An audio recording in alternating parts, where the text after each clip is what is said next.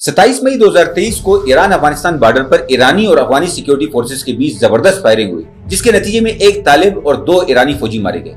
इस लड़ाई के बाद दोनों कंट्रीज के रिलेशंस काफी टेंस हो गए हैं। ये इंसिडेंट्स असल में एक कड़ी है उस टेंशन की। बहुत सालों से ईरान और अफगानिस्तान के बीच लगातार बढ़ रही है और इस टेंशन की सबसे बड़ी वजह है पानी। इस वाकये से कुछ दिन पहले ही ईरान ने तालिबान गवर्नमेंट पर इल्जाम लगाया था कि वो हेलमंद रिवर पर डैम बनाकर 1973 के हेलमंद वाटर ट्रीटी की वायलेशन कर रहे हैं। और जवाब में तालिबान के स्पोक्स पर्सन ज़बीहुल्लाह मुजाहिद ने कहा था कि ईरानी गवर्नमेंट को अपनी रिक्वेस्ट साफ टोन में हमारे सामने रखनी चाहिए। ईरान और अफगानिस्तान के बीच पानी का मसला करीबन 150 साल पुराना है और इस डिस्प्यूट की सबसे बड़ी वजह है हेलमंद रिवर। दोस्तों, हेलमंद रिवर अफगानिस्तान का सबसे बड़ा दरिया है। अफगानिस्तान की 40% वाटर सप्लाई हेलमंद रिवर से आती है, जो हिंदू कुश के कोई बाबा माउंटेन रेंज से शुरू होता है और पूरे अफगानिस्तान को क्रॉस करते हुए फिर ईरान बॉर्डर पे हामुन लेक में जाकर गिरता है। इस सारे एरिया को सिस्तान कहते हैं और ये हजारों सालों से मुख्तलिफ सिविलाइजेशन और कल्चर्स का हब बना रहा है। खास तौर पर पारसी रिलीजन में हामुन रिवर की बहुत इंपॉर्टेंस है। मगर पिछले 40 सालों से ये सारा एरिया बारिश न होने की वजह से बहुत ज्यादा सूखे का शिकार है। और सिर्फ यही एरिया नहीं बल्कि पूरे ईरान में इस वक्त पानी की शदीद कमी है। ईरान के मेट्रोलॉजिकल डिपार्टमेंट के मुताबिक 97% कंट्री ड्राउट का शिकार है। और ऐसे में 2021 में अफगानिस्तान ने इधर हेलमंद रिवर के ऊपर बिजली पैदा करने के लिए एक डैम बनाया है, जिसने इस पूरे इशू को मजीद सीरियस कर दिया है। अब यहाँ पर एक सवाल दिमाग में आता है कि क्या सिर्फ पानी की वजह से इन दोनों कंट्रीज में कोई वॉर भी हो सकती है? तो इसका शॉर्ट सा आंसर है यस, बिकॉज 1990 में ऐसा ही कुछ होने वाला था, जब तालिबान गवर्नमेंट ने कजाकी डैम पर ईरान की वाटर सप्लाई बंद कर दी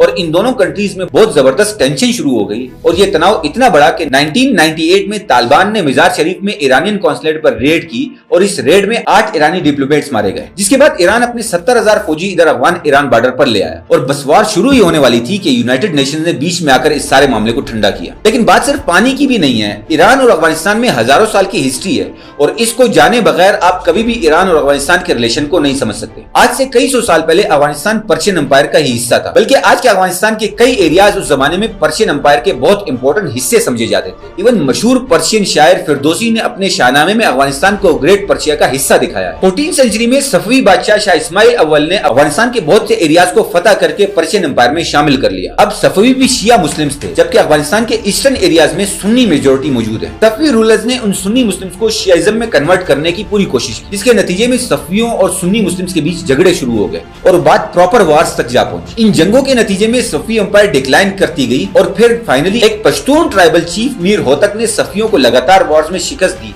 और सदर्न और ईस्टर्न अफगानिस्तान को पर्शियन एम्पायर के कंट्रोल से आजाद कर लिया। लेकिन इतने 100 साल पर्शियन कंट्रोल में रहने की वजह से अफगानिस्तान में पर्शियन कल्चर का बहुत ज्यादा इन्फ्लुएंस हो चुका था और इसका नतीजा कि आज अफगानिस्तान की 40 से 50% पॉपुलेशन दरी जबान बोलती है। दोस्तों, दरी जबान उसी पर्शियन लैंग्वेज का एक वर्जन है जो ईरान में बोली जाती है। इसी तरह अफगानिस्तान में बहुत से लोग ईरानी फेस्टिवल नौरोज भी मनाते हैं। अगर हम मॉडर्न टाइम की बात करें तो ईरान और अफगानिस्तान के दरमियान ऑफिशियल रिलेशनशिप स्टेब्लिश हुआ था 1935 में, जब अफगानिस्तान में किंग जाहिर शाह और ईरान में रजा शाह पहलवी की हुकूमत थी। उसके बाद ये रिलेशंस डिफरेंट टाइम में उतार चढ़ाव का शिकार रहे। जैसे अफगानिस्तान 1978 में सौर रेवोल्यूशन के बाद ईरान अफगानिस्तान रिलेशनशिप बहुत टेंस हो गए थे, जब पीपल्स डेमोक्रेटिक पार्टी अफगानिस्तान ने उस वक्त के अफगान प्रेसिडेंट मोहम्मद दाऊद खान के खिलाफ एको करके इनकी हुकूमत का तख्ता उलट दिया था। फिर 1979 की ईरानियन रेवोल्यूशन के बाद जब सोवियत यूनियन ने अफगानिस्तान में अफगान मुजाहिदीन के खिलाफ जंग लड़ने के लिए 1 लाख फौजी भेजे, तो ईरान के कई शिया ग्रुप्स इन फौजियों के साथ मिलकर अफगान मुजाहिदीन के खिलाफ लड़े। इस तरह बहुत पॉलिटिकल एनालिस्ट के ख्याल में तालिबान की गवर्नमेंट उलटने में भी ईरान का बहुत बड़ा हाथ था, क्योंकि ईरान तालिबान से लड़ने वाले नॉर्दर्न अलायंस ग्रुप को डायरेक्टली सपोर्ट करता है। और उसकी वजह यह भी थी कि नॉर्दर्न अलायंस में ज्यादातर हजारा और गजलबाश थे जो कि शिया मुस्लिम्स हैं। नो डाउट नॉर्दर्न अलायंस में उज़्बेक और ताजिर भी थे जो सुन्नी मुस्लिम्स थे, लेकिन तालिबान के खिलाफ इस लड़ाई में वो भी ईरान के साथ एक पेज पर थे। तो ईरान हमेशा से अफगानिस्तान में तालिबान गवर्नमेंट के अगेंस्ट रहा है, क्योंकि वो तालिबान की सुन्नी आइडियोलॉजी को ईरानी खुमैनी आइडियोलॉजी के लिए बहुत बड़ा खतरा समझता है। इसीलिए जब से अफगानिस्तान में तालिबान की गवर्नमेंट आई है, तब से इन दोनों कंट्रीज के रिलेशन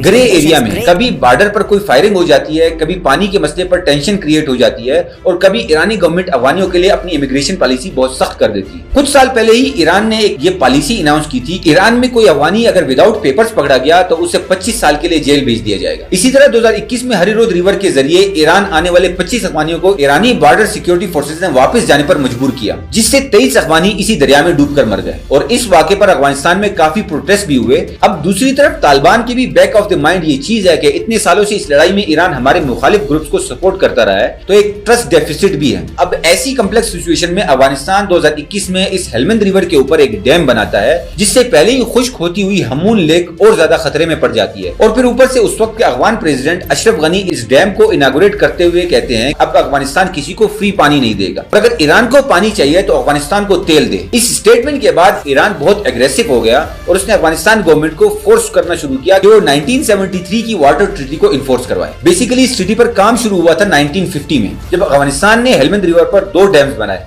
फिर अगले 20 साल तक ईरान और अफगानिस्तान में नेगोशिएशन चलती रही और फाइनली 1973 में ईरान और अफगानी प्राइम मिनिस्टर्स ने एक ट्रीटी साइन की, जिसके मुताबिक ईरान को हेलमंद रिवर से 820 मिलियन क्यूबिक मीटर पानी मिला करेगा। अब अनफॉर्चुनेटली ये ट्रीटी मटेरियलाइज नहीं हो सकी, बिकॉज पाकिस्तान में सूर और ईरान में शिया रेवोल्यूशन आ गई और सब कुछ धरा का धरा रह गया। अगर हम इस ट्रीटी को देखें तो इसके आर्टिकल 5 में ये जरूर लिखा है कि ईरान का हेलमंद रिवर से आने वाले पानी पर हक है, मगर इसमें यह कहीं नहीं लिखा है कि अफगानिस्तान इस पर कोई डैम या हाइड्रो इलेक्ट्रिक प्लांट नहीं बना सकता। अगर अफगानिस्तान ईरान को इसके साथ तय करदा की गई क्वांटिटी में पानी दे देता है तो फिर वो हेलमंद रिवर के ऊपर जो चाय बना सकता है, और यही पॉइंट ऑफ व्यू आजकल तालिबान ईरानी ऑफिशियल्स के साथ डिस्कस कर रहे हैं। तालिबान गवर्नमेंट के आने के बाद भी अफगानिस्तान और ईरान के ट्रेड पर बहुत बुरा असर पड़ा है, बिकॉज अफगानिस्तान में पैदा होने वाली कई चीजें ईरान के थ्रू ही यूरोपियन कंट्रीज में जाती हैं। इसका सबसे बड़ा एग्जाम्पल है हीरोइन। दोस्तों पूरी दुनिया का 90% हीरोइन अफगानिस्तान में काश्त होता है और ये सब ईरान के रास्ते यूरोपियन कंट्रीज में स्मगल होता है। बट तालिबान की गवर्नमेंट आने के बाद हीरोइन की कल्टीवेशन पर बहुत सख्त क्रैकडाउन किया गया है और 2022 के डाटा के मुताबिक तालिबान हुकूमत में